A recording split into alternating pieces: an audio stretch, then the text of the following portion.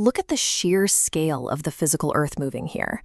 Nations that control these massive mineral deposits, vast agricultural plains, and deep water ports hold extraordinary physical wealth. They possess the raw strategic assets necessary to build out modern infrastructure and advanced industrial capacity. Yet, for centuries, the governments that control this immense physical wealth continually run out of money. They struggle to fund domestic construction, pay public wages, or build schools because their treasuries experience severe, recurrent cash shortages. Conventional development finance offers a standard response to this shortage. To get the money to build a future, the nation is advised to sell off what it already owns. This means accelerating the extraction of raw materials, privatizing public utilities, or pledging future export revenues to foreign creditors. The math of this transaction shows a clear pattern. Watch the strategic assets vanish from the left side of the ledger. In exchange, the state gets a temporary spike in immediate cash, but that cash is quickly spent, leaving behind high debt burdens and a permanently reduced asset base. This cycle is driven by an old academic error, confusing wealth with liquidity. These are two completely different economic realities. Wealth is accumulated ownership, the physical and strategic assets a nation controls. Liquidity is simply immediate purchasing power.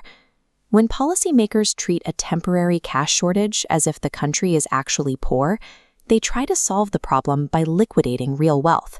The immediate budget gets balanced, but the enduring economic power of the nation is stripped away piece by piece.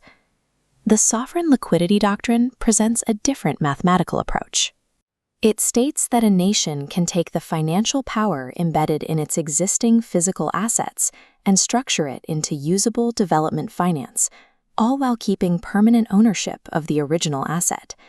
A sovereign state does not have to import external capital to build a modern economy. It must instead rebuild the financial architecture surrounding the wealth it already possesses. Converting raw physical material into usable national capital requires a precise institutional mechanism. We can trace this conversion through the Sovereign Liquidity Pipeline, using a nationally owned rare earth mineral deposit as our test case. The base level is Sovereignwealth. This represents the total stock of strategic assets owned by the state. Right now, our rare earth deposit sits here. It is a massive physical reality, but economically, it remains completely dormant. Level 2 activates Ownershipcapital. This requires a shift in legal and economic recognition. The state's lawful ownership of the deposit is treated as an independent economic asset with measurable financial weight, long before a single ounce of dirt is extracted. To measure that weight, we must separate two metrics. Market price is the spot rate a buyer will pay today to dig it up and ship it away. Sovereign value is the total geopolitical, strategic, and intergenerational utility of controlling the resource. Traditional financial models only calculate the market price. That calculation incentivizes quick sales and rapid extraction.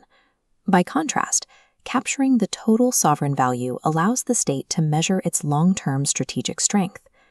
By defining and recording ownership capital, the state establishes a permanent layer of financial capacity. This capacity is anchored in physical reality and remains entirely immune to the daily volatility of commodity markets. Recognizing the financial weight of an asset does not automatically build roads or fund hospitals. The potential energy identified in Level 2 must be engineered into a structured framework before it can be spent. That engineering happens at Level 3, Sovcapital. The physical asset undergoes scientific valuation, receives explicit legal protection, and is formally integrated into the national financial architecture. The asset is now organized financial capacity. To ensure it stays that way, the non-sale doctrine is locked down around it, making it illegal to permanently transfer the ownership of this strategic asset to external buyers. With the base capital protected, we move to Level 4, Sovliquidity. Financial mechanisms are deployed to generate active liquidity upward out of the structured capital block without ever piercing the protective shield or shrinking the physical asset below. The strict governing rule here is that purchasing power must derive from the institutional organization of the asset. The state is extracting financial utility from the structure it built around the asset, rather than selling the asset itself. This is a direct alternative to issuing conventional sovereign bonds. Instead of taking on external debt obligations owed to foreign creditors, the state is creating liquidity internally, drawing directly upon its own recognized equity. Sovliquidity resolves the oldest tension in state finance. The state no longer has to choose between protecting the national inheritance and funding current economic progress. Once this liquidity is generated, its use is heavily restricted. It cannot be routed to balance annual budget deficits, and it cannot be used to fund temporary consumption or short-term administrative costs. The capital flows into Level 5, productive investment. Sovereign finance must be deployed exclusively to expand the physical and technological capacity of the nation. It builds high-speed rail networks, modernizes agricultural production, and constructs domestic manufacturing zones. When you invest strictly in expanding capacity, you reach the final outcome at Level 6, intergenerational prosperity. The infrastructure and industrial zones built by Sovliquidity solidify into entirely new, tangible national assets. Those newly created assets are immediately added to the state's balance sheet. The economic output from the top loops directly back down into the bedrock of sovereign wealth at Level 1, expanding the total width and structural density of the state's financial base.